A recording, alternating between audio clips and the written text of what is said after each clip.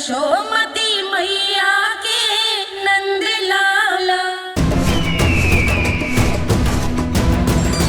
नारायण हरि, नारायण हरि।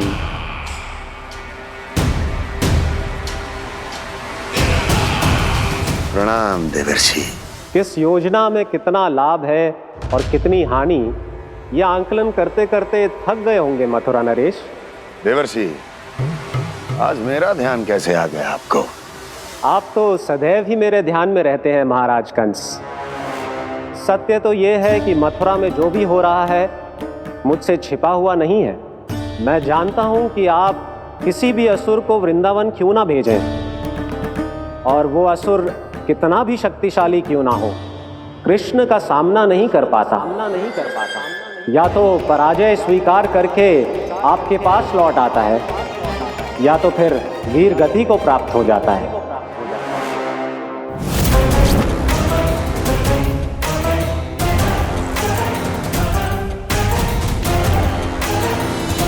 वाह, मुझे मेरी असफलताएं स्मरण कराने आए हैं, मेरे घाव को खुरेदने आए हैं, उन पे नमक छिड़कने आए हैं। मित्र को शत्रु समझने की भूल मत कीजिए महाराज कंस। मैं तो आपकी सहायता करने आया हूं। हाँ, और मेरी सहायता। कृष्ण विष्णु अवतार है, आप विष्णु के भक्त हैं। मैं हूं विष्णु द्रोही, फिर भी तो आपके आराध्य को हानि पहुंचाना चाहता है, उसकी सहायता करना चाहते हैं आप। क्या आप निश्चित रूप से कह सकते हैं कि आप ब्रह्मांड के सभी नियमों को अच्छी तरह समझते हैं? अवश्य। आपके लिए बस इतना ही जानना पर्याप्त होगा कि मैं जो कुछ भी कर रहा हूं उसके लिए मेरे व्यक्तिगत कारण हैं। मैं तो बस आपके हित में पिछली बार की तरह एक सुझाव लेके आया था, पर यदि आप मेरा सुझाव सुनना भी नहीं चाहते तो आपकी इच्छा। नारायण हरि, नारायण हरि। कारण चाहे जो हो, इनके पिछले सुझाव के कारण ही आज मेरे शत्रुओं की संख्या कम है। अन्यथा मैं देवकी के अन्य पुत्रों को भी जीवित छोड़ देता, और आज वो सब अपने भाई के साथ मिलकर उसकी शक्ति को अनेक गुणा बढ़ा देते। ठहरिए देवऋषि।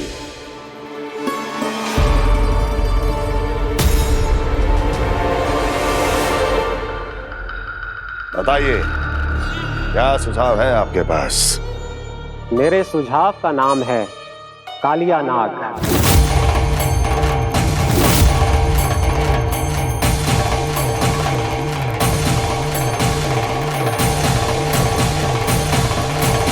उसके विषय में मैं जानता हूं देवर्षि। तो समस्या ये है कि मैं स्वयं उससे मिलने नहीं जा सकता, उससे भेंट नहीं कर सकता। उस कृष्ण की हत्या के लिए उसको वृंदावन जाने के लिए तैयार नहीं कर सकता। तो मत जाइए उसके सामने, और ना उसे भेजिए कृष्ण के सामने। हर बार आप किसी न किसी असुर को अपने शत्रु के क्षेत्र में भेजते हैं, जहां शत्रु उसका सामना करने के लिए पूरी तरह से तैयार होता है और आपका असुर मारा जाता है। इस बार शत्रु को युद्ध स्थल चुनने का अवसर मत दीजिए महाराज। इस बार योजना का जाल ऐसे बुनिए कि कृष्ण स्वयं उसके पास जाने के लिए विवश हो जाए। कालिया नाग स्वयं काल है, मृत्यु का दूसरा नाम है। उसके विष का उपयोग अपने लाभ के लिए कीजिए महाराज। वैसे कालिया के विष की अधिकता का अनुमान तो होगा ही आपको।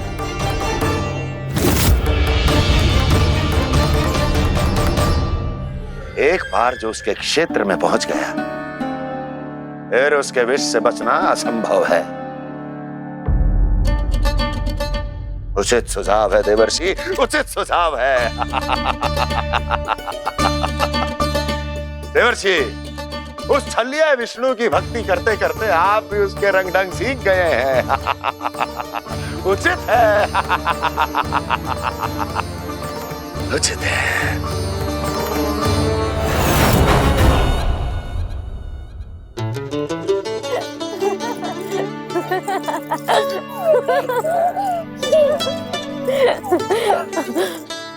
बस बस, बहुत आनंद ले लियो लल्ला।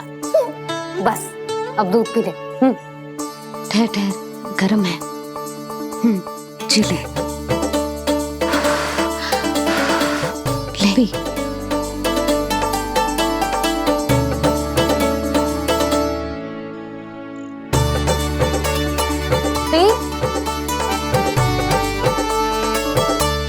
मैं ना होती तो ना जाने क्या होता तेरा। अपने आप दूध भी ना पी सकते है, भावना कहीं का। आपकी इस प्रेम के लिए तो मैं धरती पे आया हूँ मैया। मैं भी यही सोच रहा हूँ यशोदा कि तुम ना होती तो मेरा क्या होता। इसी बात पे थोड़ा दूध और कजू खाने को दे दो। अरे मैं तो भूल ही गई। तनिक ठहर जाओ जी, जे दूध पी लेना तो आपके लिए भी कछु ले आती हूँ।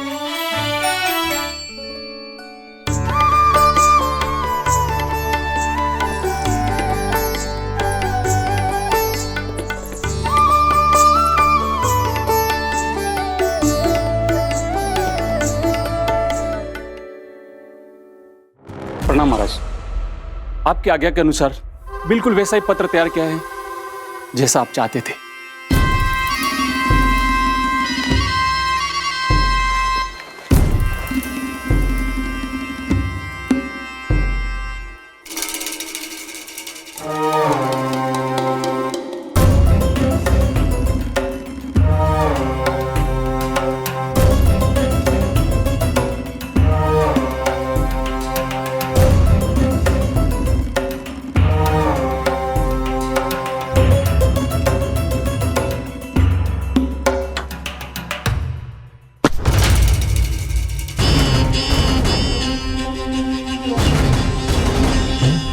कृष्ण जन्म से लेकर आज तक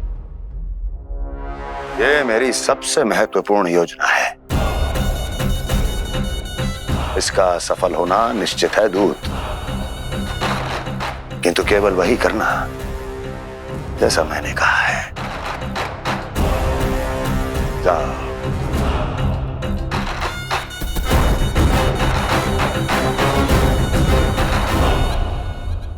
कान्हा,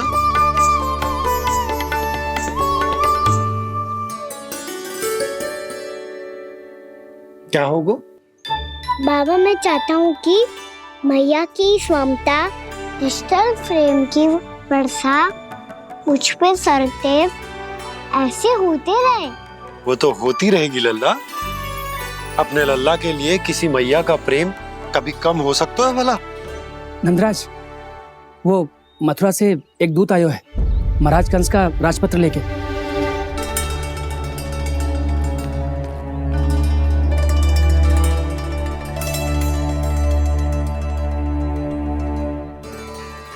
कान्हा अब क्या करने वाला है?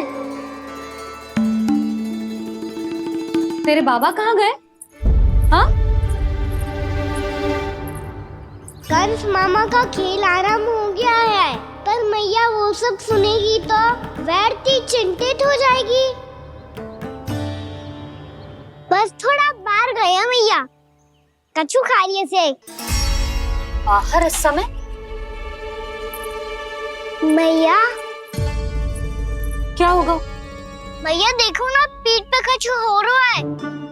मेरा हाथ ना पकड़ो, आप करो ना। दिखा। यहाँ? क्षमा करना मैया, पर अभी बाबा को ही संभालने दो ये सब। कहिए, क्या संदेश लाए हैं आप? नहीं नंदराज नहीं। महाराज कंस का आदेश है कि यह संदेश सभी गांव वालों के साथ ही पढ़ा जाए। ठीक है, मैं गांव वालों के सामने पढ़ दूंगा, पर मुझे तो दीजिए पढ़ने के लिए। महाराज की आज्ञा का पालन करना आपके लिए भी आवश्यक है नंदराज। सभी गांव वासियों की सभा बुलाइए।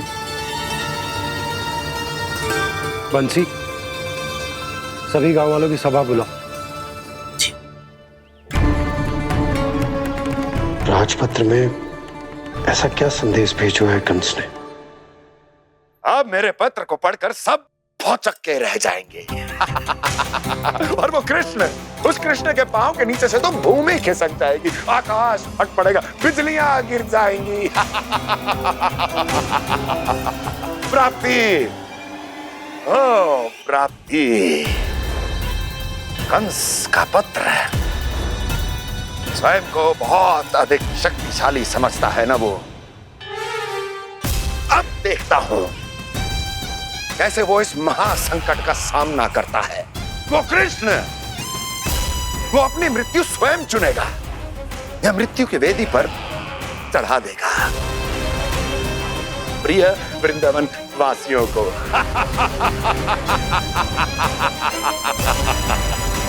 अब आएगा आनंद प्राप्ति, अब आएगा आनंद।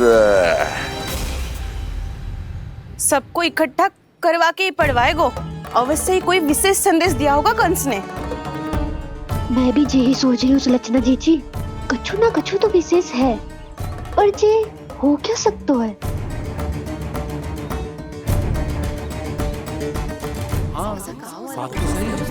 ऐसा क्या हो सकता है? सभी गांव वासियों के सामने कहा जाए, कछु तो विशेष अवश्य लग रहा है। बाहर तक कोलाहल क्यों हो रहा है? मैया, मैया, अब क्या होगा? मैया देखो ना, सर पे कछु हो रहा है।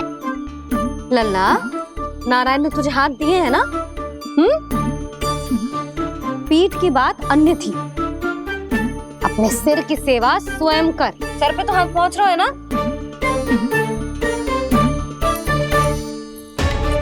मैया सुनो ना, मैया देखो ना, तीव्र कर कछु हो रहा है। मैया देखो ना, तीव्र कछु हो रहा है।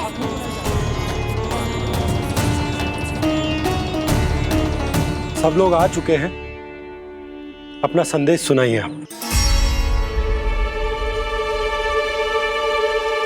गोपराज नंद और सभी वृंदावन वासियों को सूचित किया जाता है कि मथुरा अधिपति और आप सभी के महाराज कंस ने कल सुबह भव्य पूजा का आयोजन किया है। इसके लिए राज्य को वृंदावन के क्षेत्र के निकट यमुना नदी के मध्य में खिलने वाले 1 कोटि कमल के पुष्पों की आवश्यकता है। इसीलिए आप सभी को यह आदेश दिया जाता है कि ये सभी कमल के पुष्प प्रथम पहर से पहले राजसभा में पहुंचा दिए जाए।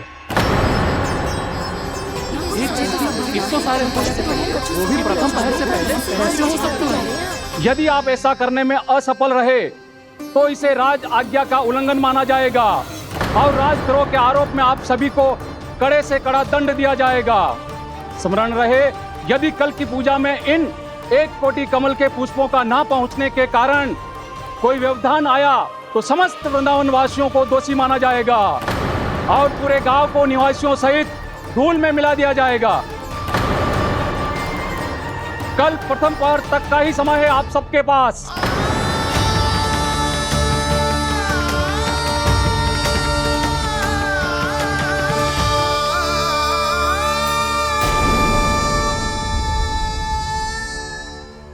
कमल पुष्प, वो भी कल प्रथम प्रहर में? ऐसे कैसे संभव है? और कोई साधारण पुष्प ना, यमुना नदी के मध्य खिलने वाले विशेष कमल के फूल चाहिए उन्हें। लेकिन यमुना नदी में तो कालिया नाग ने विष घोल के रखा है, तो फिर कैसे हो पाएगा? जी असंभव है। हमारी मृत्यु का संदेश भेजा राजा कंस ने। सदैव की भांति इस समस्या पर भी गांव के बड़े ही विचार करेंगे। बालकों का यहाँ होना उचित ना है।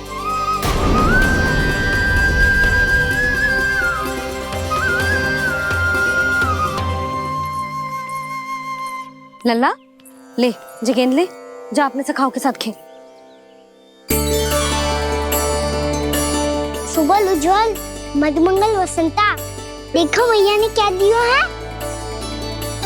चलो खेले, बहुत आनंद आएगा आज।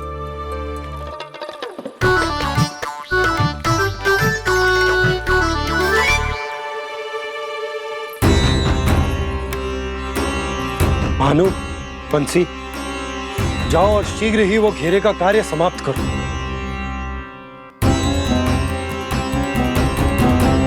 पर कछु ना कछु तो करना पड़ेगा ना। पर हम कर ही क्या सकते हैं?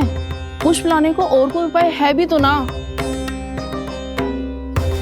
मैं चला जाऊंगा जमुना जी में। वैसे भी मेरे जीवन के कितने दिन शेष बचे हैं। गांव के लिए, समाज के लिए कुछ करके मरूं, तभी तो शांति मिलेगी। ना काका, यदि आप उस विषैले जल में छलांग लगा भी दोगे, किंतु 1 कोटि कमल पुष्प एकत्रित कर पाना आपके लिए संभव ना है। इससे अच्छा है कि मैं चला जाऊं। यदि मैं मर भी गया तो मेरे पीछे रोने वाला कोई ना है। किसी को कहीं जाने की आवश्यकता ना है।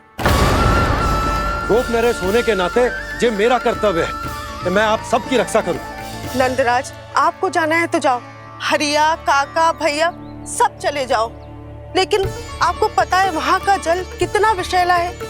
आप लोग एक क्षण भी जीवित नहीं रह पाओगे। फिर कैसे इकट्ठा करेंगे 1 कोटि कमल पुष्प? आप बात तो सही कह रही हैं शांति।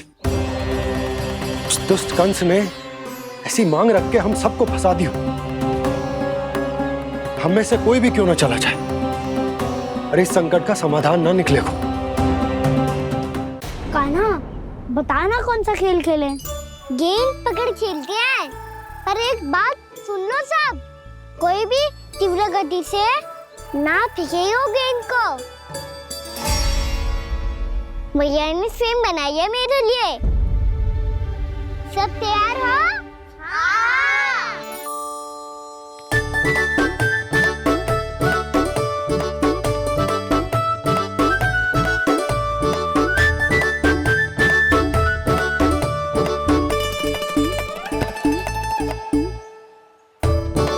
मुझे दो, मुझे दो।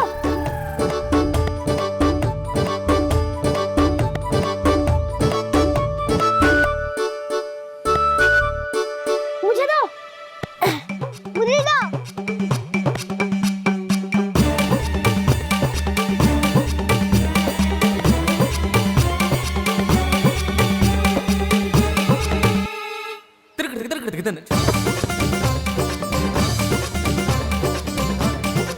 कान्हा, इतनी धीरे से फेंकेगो तो कैसे आनंद आएगो? थोड़ा बल लगा के फेंक। हाँ कान्हा, हम अभी बड़े हो गए हैं, तू अब भी छोटे बालकों की तरह फेंक रहे हो है।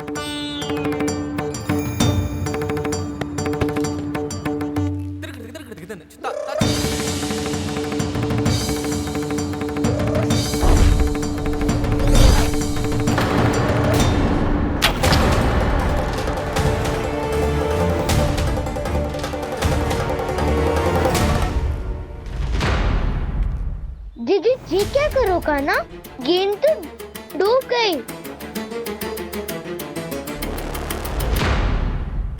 अच्छा, तो ये सब इसकी योजना का भाग था ताकि ये कालिया का सामना कर पाए। तुम सबने तो कही थी तीव्र गति से फेंको। देखो फिकवा दी ना मेरी गेम। मुझसे नदी में। अब मुझे जाके लानी पड़ेगी। रुक जा कान्हा, रुक जा कान्हा। जी क्या बोल रहे थे कान्हा? इसमें तो बहुत संकट है। कोई भी संकट मेरी मैया का उपहार खोने से बड़ा ना है। बहुत प्रेम से बना के उन्होंने दी थी। हे नारायण, कोई उपाय समझ में ना आ रहा है। भैया, हम कैसे करेंगे हम अपने गांव की रक्षा? कीड़े पड़ेंगे उस दुष्ट को। यदि उसके कारण किसी के प्राण चले गए तो कौन सा फल मिलेगा उसे इस पूजा का? तुम सही कह रही हो यशोदा। और हमारे पास कोई और दूसरा विकल्प भी तो ना है। यदि हमने मथुरा की राज आज्ञा का पालन ना किया तो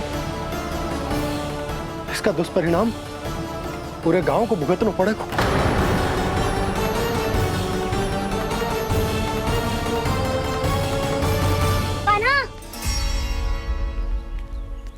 तुम्हें पता है कि तू भगवान है, दिव्य है, बहुत शक्ति है तुझमें। पर फिर भी हम तुझे विषैले जल में ना जाने दे सकते। कुछ होगा तो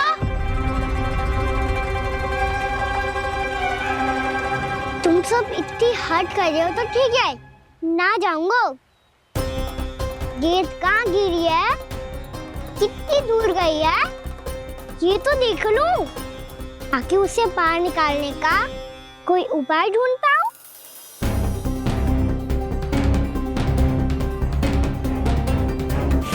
हाँ।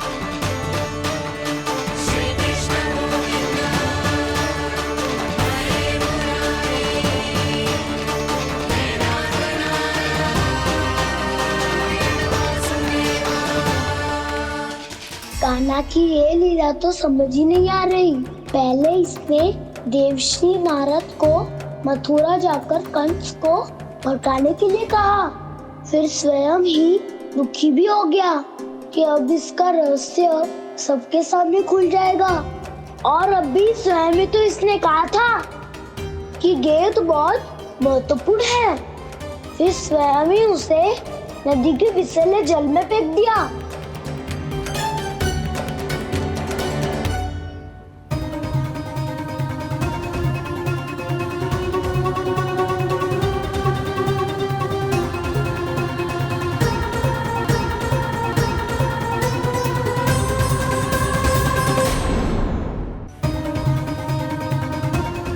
कान्हा, तू ऊपर क्यों चढ़ रहा है? अरे ऊंचाई से देखूंगा तभी तो गेंद दिखेगी।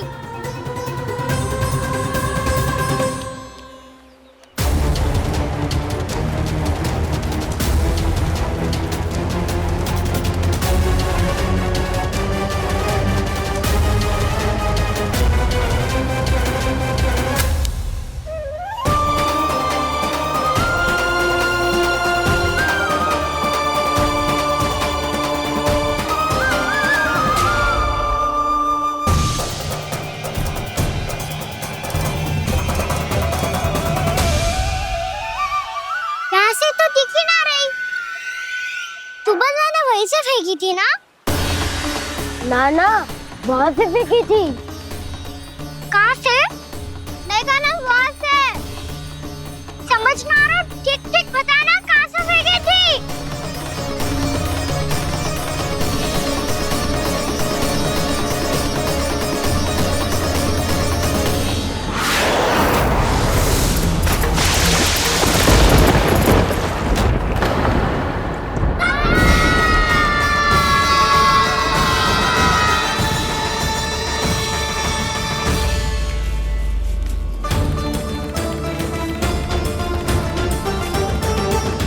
कालिया नाग के क्षेत्र में जाकर कोई भी जीवित वापस ना लौट सको है।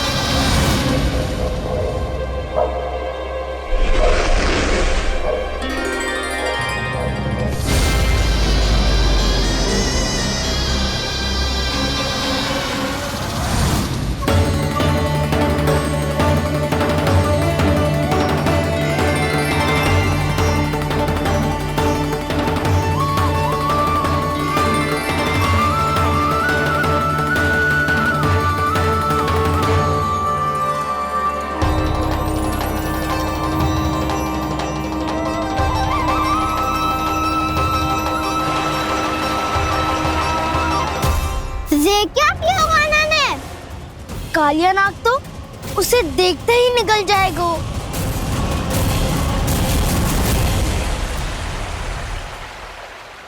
तो आरंभ से अब तक सब कुछ उसकी लीला का ही भाग था।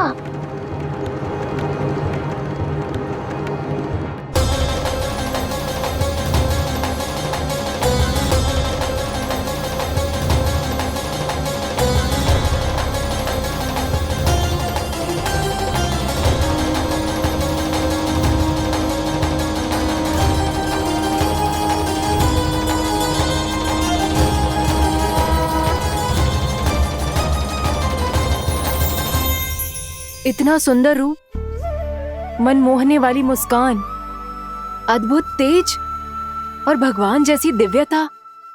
कौन हो तुम? हाँ, तुम्हें देखकर तो हम सब सम्मोहित ही हो गए।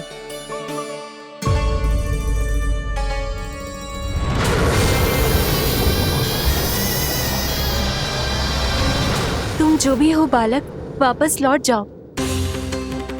हमारा हृदय तुम्हें ही देखते रहना चाहता है, किंतु यदि हमारे पति जाग गए तो तुम्हें अवश्य हानि पहुंचाएंगे।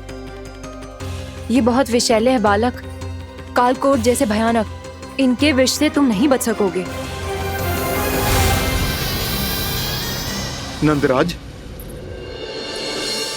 कालिया नाग के विष का प्रभाव बढ़ते ही जा रहा है। पहले 8 कोस तक उसके विष का प्रभाव था, अब तो 1 योजन से अधिक क्षेत्र में फैलो है। जल पीने के प्रयास से अनेक पशु मारे गए हैं और नदी के निकट के वृक्ष और वनस्पति सब नष्ट होने लगे।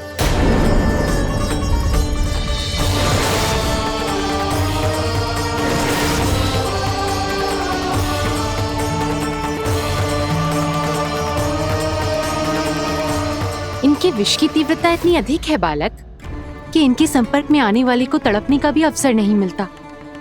इनके विष की अग्नि क्षण भर से भी कम समय में प्राणवायु को जलाकर राख कर देती है।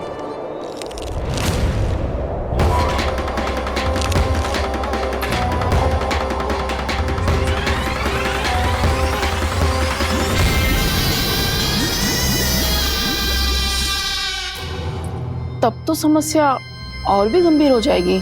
मैंने तो सुनो है कि कालिया नाग कम से कम 2 योजन लंबा है, सैकड़ों फन है उसके।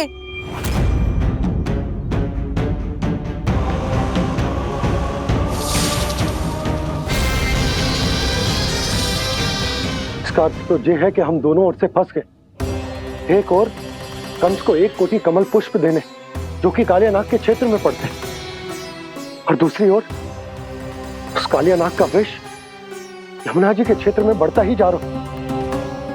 इसके कारण हम ही नहीं, निर्दोष पशु पक्षी भी संकट में। इन दोनों समस्याओं का एक ही समाधान है, उस कालिया नाग का सामना करना।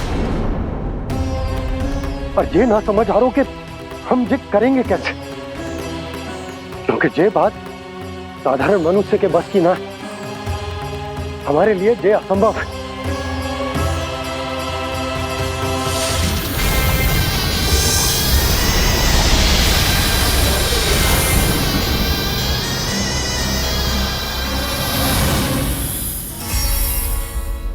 अब तो तुमने अपनी आंखों से भी देख लिया बालक, ये कितने विषैले हैं। नींद में भी विष उगलते हैं। इससे पहले कि तुम्हें कुछ हो जाए, चले जाओ यहाँ से, मान लो हमारी बात। आप सब मुझे जानती भी नहीं और फिर भी मेरी इतनी चिंता कर रही हैं आप। माँ की ममता भेदभाव नहीं जानती। तुम भी किसी के पुत्र हो और हम सब भी माँ हैं। एक माँ को हर बालक में अपनी ही संतान दिखाई देती है, इसलिए हम तुमसे विनती करते हैं, वापस चले जाओ, बचा लो अपने प्राण। मेरी चिंता मत कीजिए, मुझे कुछ नहीं होगा। होगा, अनर्थ होगा यदि ये उठ गए तो।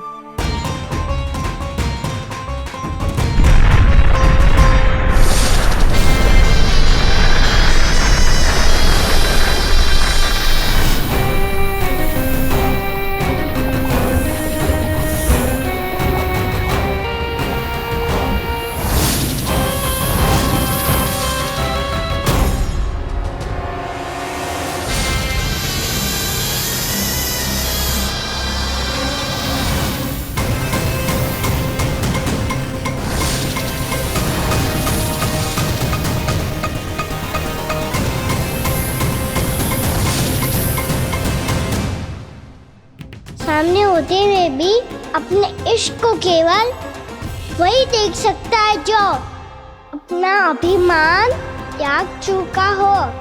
पर पूर्व जन्म में मेरा भक्त होने के नाते मेरा सत्य स्वरूप देख पाने में मुझे इसकी सहायता करनी चाहिए।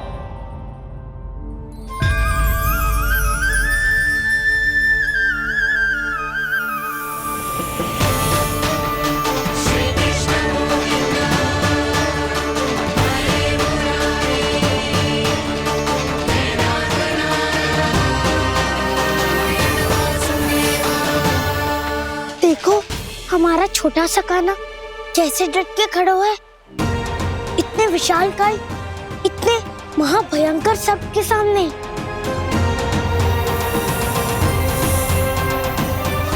ये कोई भगवान नहीं है जो इसके सामने हाथ जोड़ रही हो तुम सब।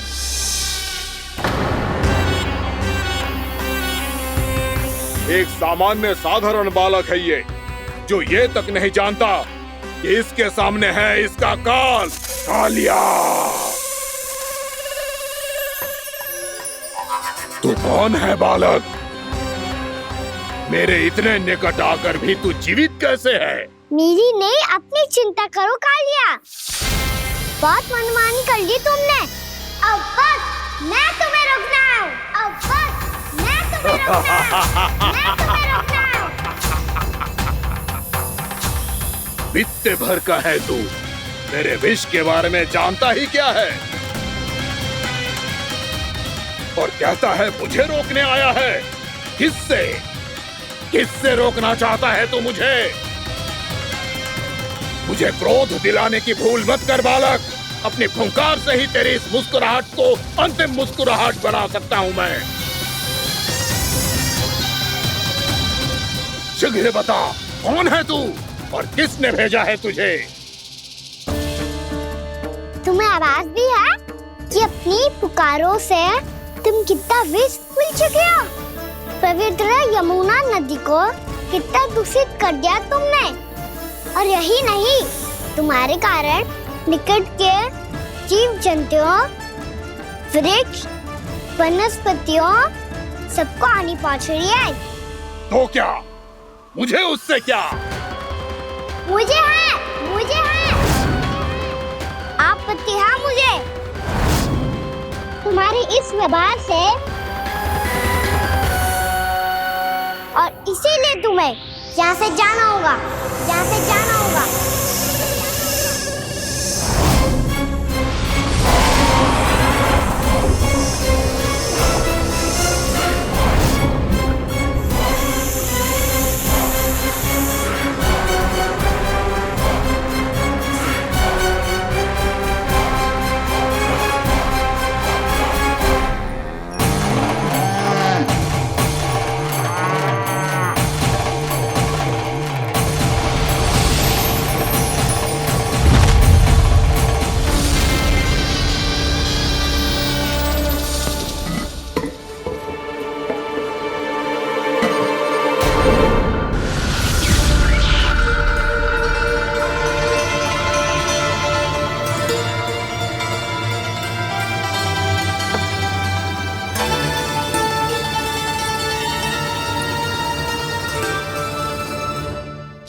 मुझे आदेश देने का साहस भी कैसे किया तूने?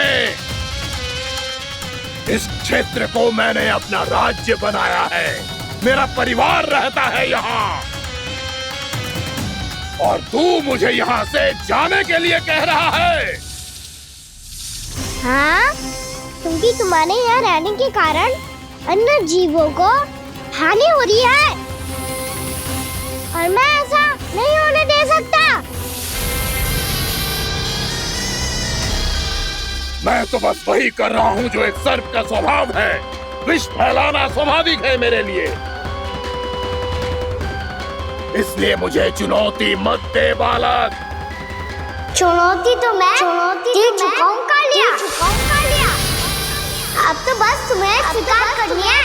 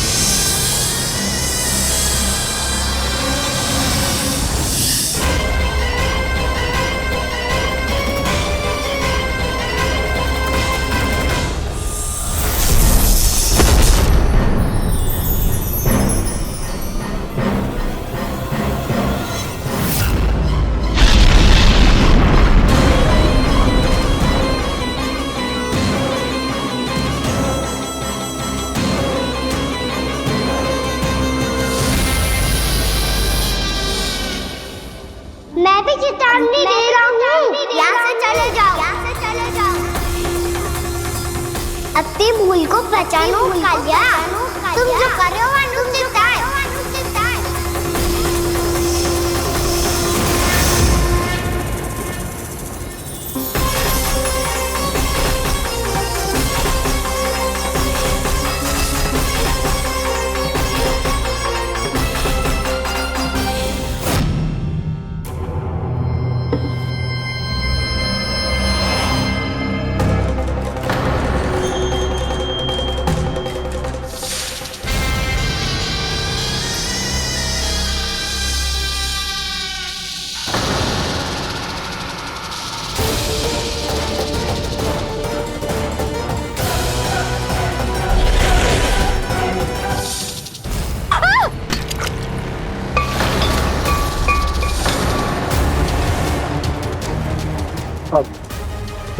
मैं आता हूँ। क्या हो गया सुधा? मुझे आवाज हो रहा है जी, कछु ना कछु गड़बड़ है। यशोदा, जो समस्या हमारे सामने है हम सभी उसका समाधान खोजने में जुटे। तुम विश्वास करो, मैं कोई ना कोई समाधान अवश्य ढूंढ लूंगा। हम कैसे भी करके वो कमल के पुष्प उस कंस तक पहुंचा देंगे। नाना, समस्या उससे कहीं अधिक है, उससे कहीं अधिक बड़ी, उससे कहीं अधिक भयानक है।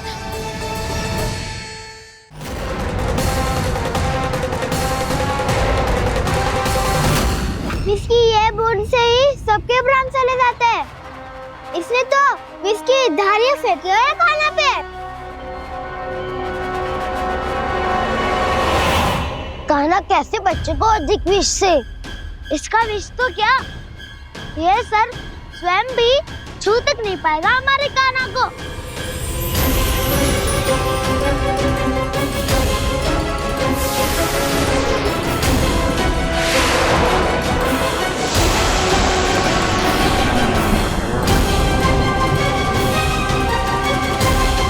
तुम्हारे सखा को, मेरे भाई को कोई हानि नहीं पहुंचा पाएगा। ये कान्हा का सत्य चाहे जो हो बलराम, पर अभी तो जो एक बालक ही है ना। देखो कैसे विष के कारण स्थिर हो गया है।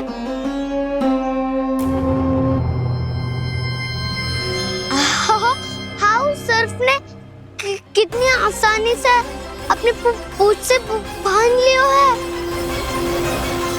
मुझे यहाँ से भगाना चाहता था ना तू? अब मैं तुझे दिखाऊंगा अपना सामर्थ्य। ये मूर्ख किसे बांधना चाहता है अपनी पूंछ में? उन्हें जिनका विस्तार सारे ब्रह्मांड में है, या उन्हें जो स्वयं अनंत है? पर देवराज, प्रभु ऐसा करने ही क्यों दे रहे हैं कालिया को? आप सब भूल रहे हैं देवगण, कालिया पूर्व जन्म में प्रभु का बहुत बड़ा भक्त था। उसी भक्ति का फल मिल रहा है अब इसे। वैसे भी भक्तों के मन का भाव सबल हो तो भगवान तो सहज ही बंध जाते हैं।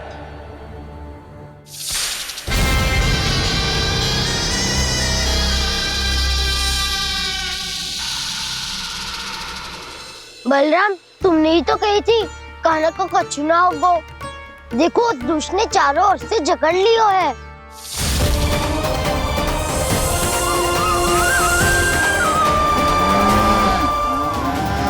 ये क्या कह रही हो तुम? जसोदा जी, क्या हुआ? घबरा क्यों रही हो आप? सुलक्षणा, मुझे आभास हो रहा है कुछ बहुत बड़ी अनहोनी हो गई है।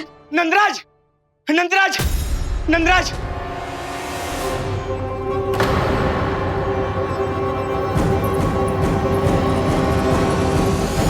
नंदराज, कान्हा ने जमदग्नि नदी में छलांग लगा दी है। कान्हा ने जमदग्नि नदी में छलांग लगा दी है। कान्हा ने जमदग्नि नदी में छलांग लगा दी है। कान्हा जमुना में कूद गया है। मुझे लगा था आज कछु गड़बड़ होने वाली है। मुझे आज कान्हा को ना जाने देना चाहिए था।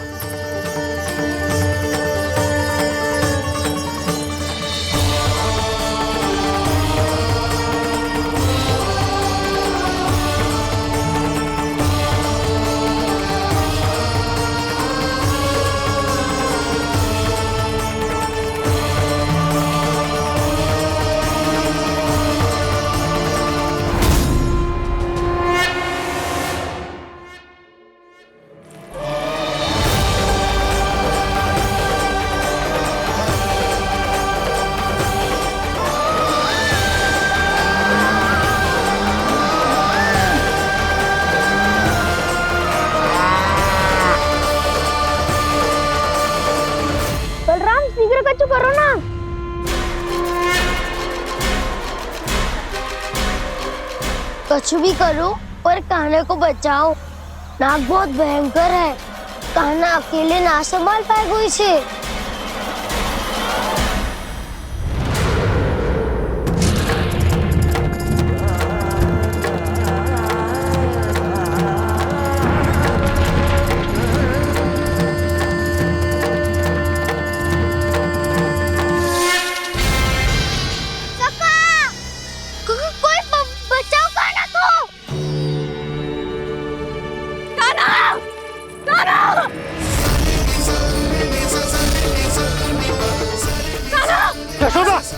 यशोदा रुको।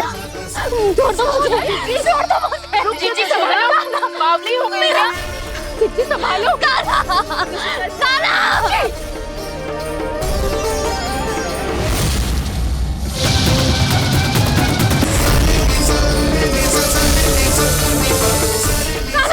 यशोदा, यशोदा रुको। छोड़ दो मुझे, प्लीज छोड़ दो मुझे। जीजी संभालो, बावली हो गई है। जीजी संभालो। कान्हा, कान्हा। देखो अब कैसे तुम्हारे अस्थियों को तोड़कर छोटे छोटे टुकड़ों में बदल दूंगा मैं।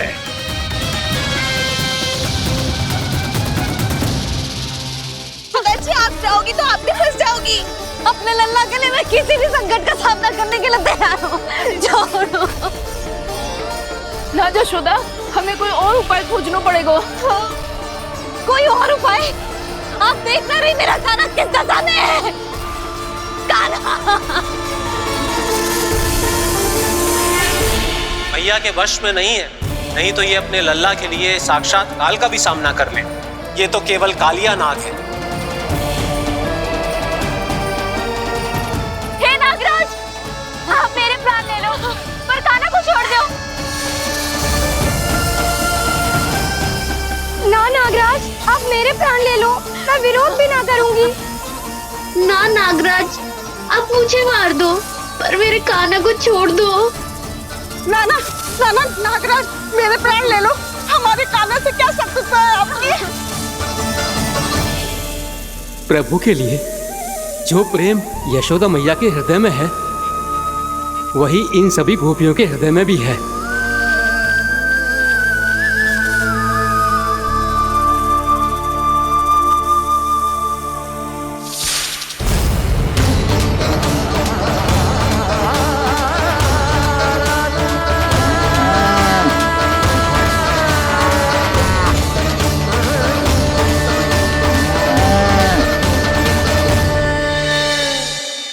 यशोदा, यशोदा, देखो इन गोपियों को, इन गैयाओं को। इन सब के मन में भी तुम्हारी भांति ही ममता भरी हुई। वो सब भी कान्हा से उतना ही प्रेम और स्नेह करती है, उतनी ही ममता से भरी हुई है जितनी कि तुम। तो तुम ही सोचो, जिसके साथ इतनी ममता और इतना स्नेह, इतना प्रेम, उसका कोई क्या कर सकता है? उस कालिया नाग का विष इस सब आशीर्वादों के सामने कछु न है। कछु करो जी। उसे बोलो वो मेरे प्राण ले दे, मेरे कान्हा को छोड़ दे। यशोदा,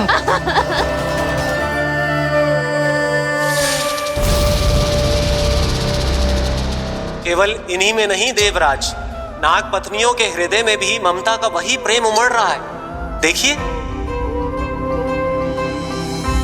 मैं आपके हाथ जोड़ती हूँ स्वामी, इस बालक को छोड़ दीजिए। ये अवश्य ही कोई दिव्य आत्मा है स्वामी। हम आपसे विनती करते हैं स्वामी, इस नन्हे बालक को हानि मत पहुंचाइए स्वामी। मेरी पत्नियां मेरे ही शत्रु के लिए विनती कर रही हैं।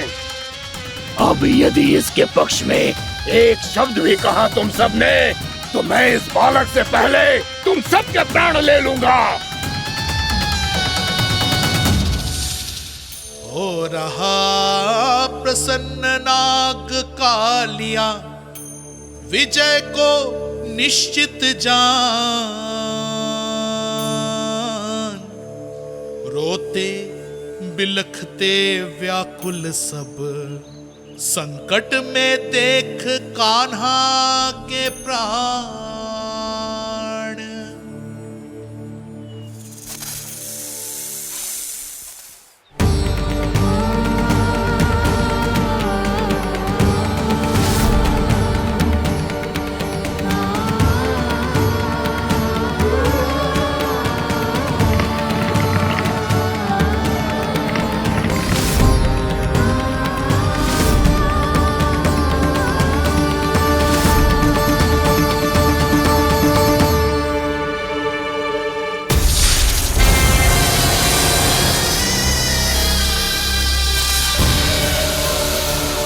कुछ करो जी, मेरे लल्ला को बचा लो, कोई तो कुछ करो। जीजी संभालो जसोदा। यशोदा, यशोदा तुम शांत हो जाओ, मैं कान्हा को वापस लेकर आऊंगा, मैं रक्षा करूंगा उसकी। ना नंदराज, नंदराज नहीं, कम से कम आप तो समझो नंदराज, कालिया के पास आप जाओगे तो आप भी फंस जाओगे।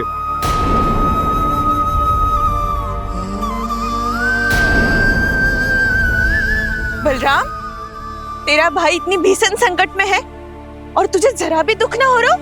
क्या आप सब अब तक नहीं समझ पाए कि कान्हा सच में कौन है? छोटे बाबा, आप तो उसका सत्य जानते हैं ना?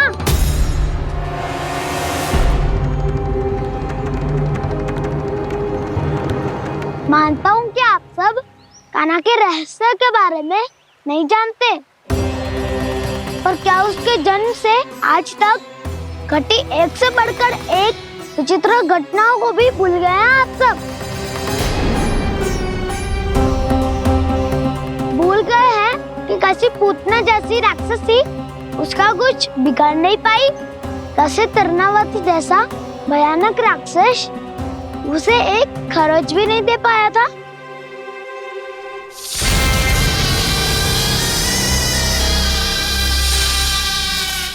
आप सबने अपनी आंखों से देखा था ना, बकासुर से कान्हा की रक्षा करने देवता स्वयं आए थे, पर सत्य तो ये है कि वो सभी देवता भी उस असुर के सामने असमर्थ हो गए थे।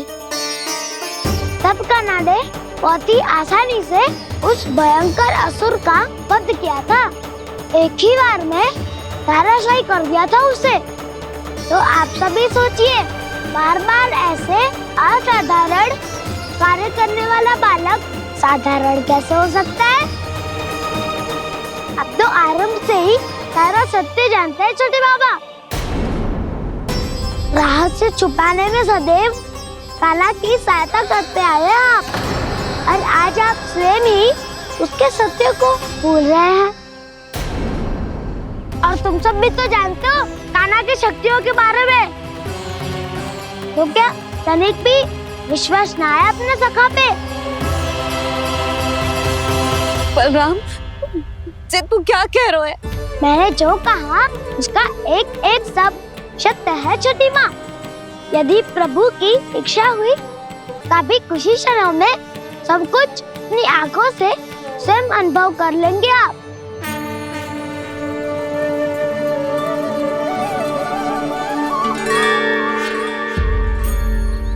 शांताकारं भुजगशयनं पद्मनाभं सुरेशं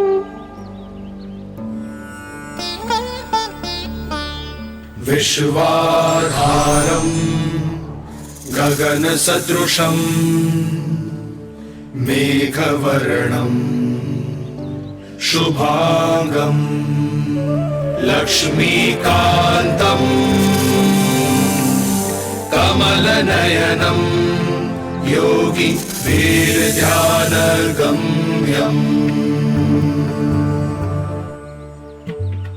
वन्दे विष्णुं भवभयहरं सर्वलोकैकनाथम्।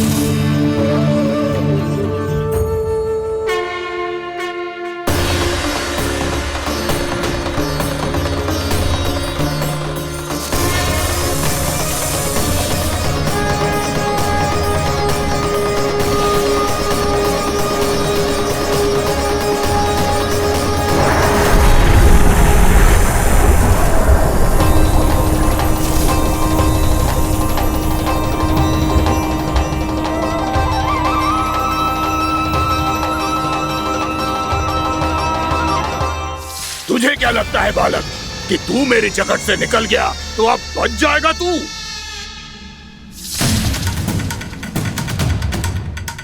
मेरे विष से अपनी प्राण रक्षा करने में सफल रहा, मेरी जगत से भी छूट गया, पर मेरे दंश से नहीं बच पाएगा।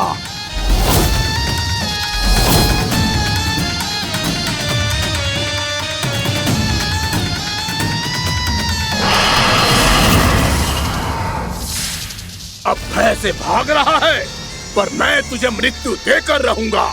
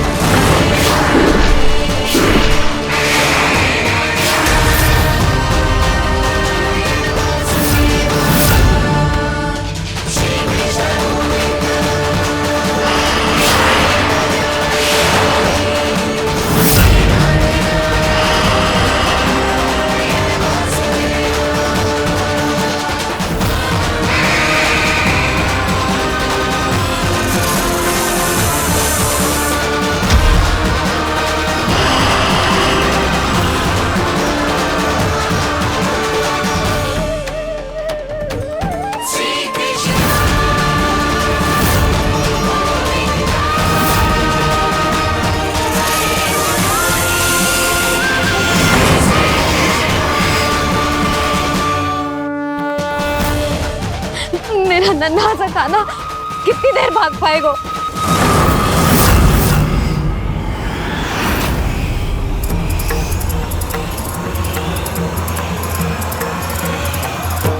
और कितनी प्रतीक्षा करोगे मेरी भक्त कालिया? भक्त नहीं, काल हूं मैं तेरा। जब अहंकार का मुकुट बुद्धि को ढक लेता है तो भक्त अपने भगवान को भी नहीं पहचान पाता। व्यर्थ की पहेली में मत उलझा बालक, ना मैं भक्त हूँ और ना तू भगवान।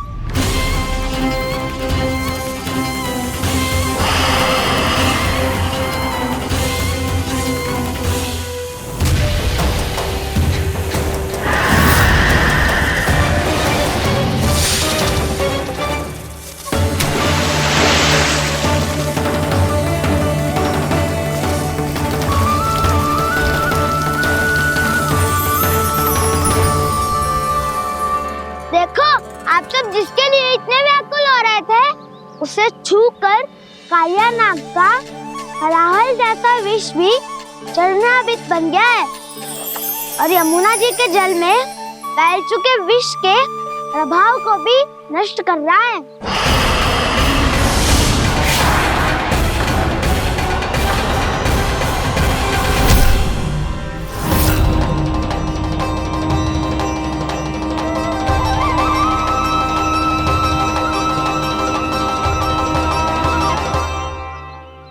धर्म रक्षक, अधर्म विनाशक प्रभु श्री कृष्ण का कौशल सचमुच आदित्य है। नारायण नारायण।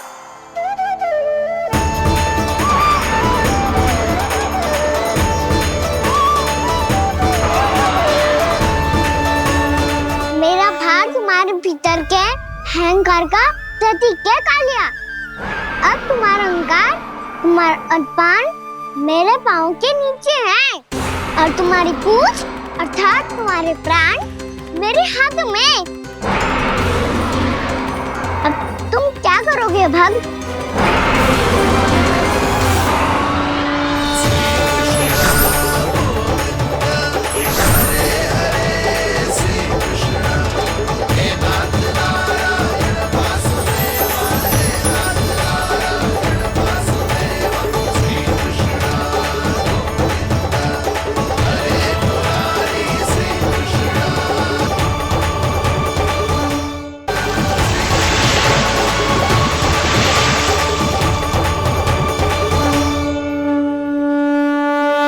प्रभु, भले ये आपको पहचानने में असमर्थ हो, पर हम सब ने आपको पहचान लिया है। हाँ प्रभु, एक भक्त होने के नाते और एक अर्धांगिनी और माँ होने के नाते मैं आपसे इनके प्राणों की भिक्षा मांगती हूँ। अपनी कृपा दिखाइए और इन्हें क्षमा कर दीजिए। आपके लिए मित्र और शत्रु में कोई अंतर नहीं प्रभु। उसी तरह आपकी कृपा और दंड में भी कोई अंतर नहीं।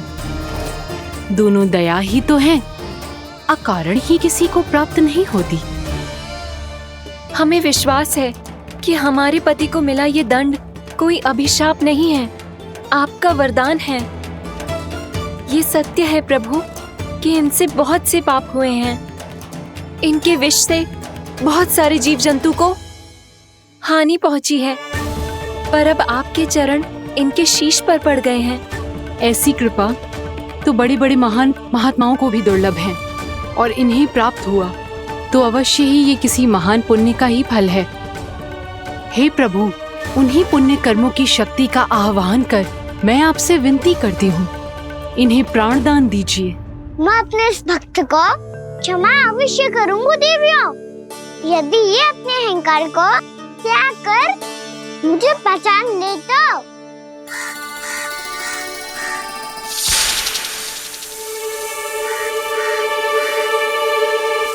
मैं तुम्हें श्राप देता हूँ, जितनी विषैली तुम्हारी जिह्वा है उतने ही विषैले सर्प बन जाओ तुम।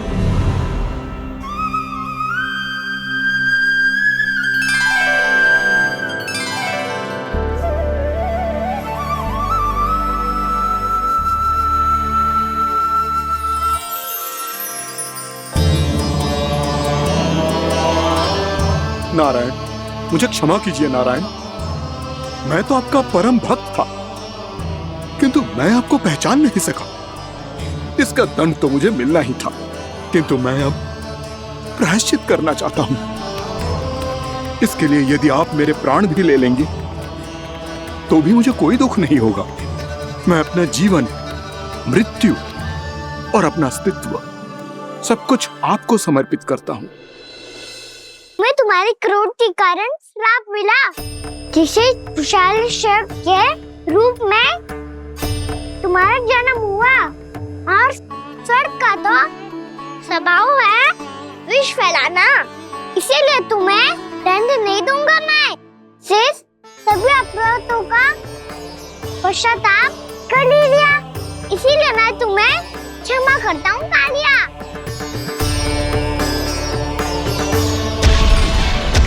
पर तुम्हें यहाँ से दूर समुद्र के बीच जाकर रहना होगा, जहाँ किसी निर्दोष का जीवन तुम्हारे विष से प्रभावित ना हो। मैं चाहकर भी आपकी इस आज्ञा का पालन नहीं कर सकता। मैं असमर्थ हूँ प्रभु, क्योंकि यदि मैं इस क्षेत्र को छोड़कर गया तो मेरी मृत्यु निश्चित है। आपसे क्या छुपा है प्रभु? आप तो जानते हैं कि सर्प जाति और आपके वाहन गरुड़ के बीच अनंत शत्रुता चल रही है, जिसका प्रारंभ नागों के द्वीप नागालय से हुआ था। उस द्वीप पर छोटे जीवों को निगल जाने के लिए सर्प थे, और गरुड़ को सर्पों का स्वाद बहुत प्रिय था, इसलिए वो बार बार नाग द्वीप जाने लगा था। पर इस कारण पूरी सर्प जाति उससे आतंकित हो गई थी। इसलिए जब भी गरुड़ वहां पहुंचता तो सभी सर्प छिपने लगते। जब गरुड़ को इसका आभास हुआ तो उसे बड़ा क्रोध आया और वो उत्तेजना में भरकर सर्पों का शिकार करने लगा। भूख ना होने पर भी उन्हें मारने लगा। अब सर्पों के प्राण हरना उसके लिए खेल बन गया था। इस भीषण समस्या का समाधान ढूंढने के लिए पूरी सर्प जाति महान सर्प वासुकी के सामने इकट्ठी हुई। हे महान वासुकी, हमारी सहायता कीजिए। नागद्वीप पर गरुड़ ने आतंक मचा दिया है। पहले तो वो हमें अपना भोजन बनाता था, लेकिन अब हम उसके खेल का साधन बन चुके हैं। भूख हो या ना हो, जब तब आकर वो हमारे प्राण हर लेता है। अनुचित हिंसा के इस प्रथा का आरंभ सर्पों ने ही किया है। पहले आप सबने पूरे द्वीप पर अधिकार कर लिया, फिर आहार के साथ साथ आनंद के लिए भी आप सभी ने निर्दोष जीवों की हत्या की। और जब सृष्टि का संतुलन बनाए रखने के लिए गरुड़ आपको अपना आहार बनाने आया तो आप सब अपने प्राणों की रक्षा के लिए छिपने लगे। तो फिर गरुड़ का उत्तेजित होना तो स्वाभाविक ही था। नागनाथ, जो हमने अन्य जीवों के साथ किया वही अब हमारे साथ हो रहा है, परंतु ये भी तो सृष्टि के संतुलन के विरुद्ध ही है ना? अवश्य है, इसलिए मैं गरुड़ से चर्चा करूंगा। धन्यवाद प्रभु।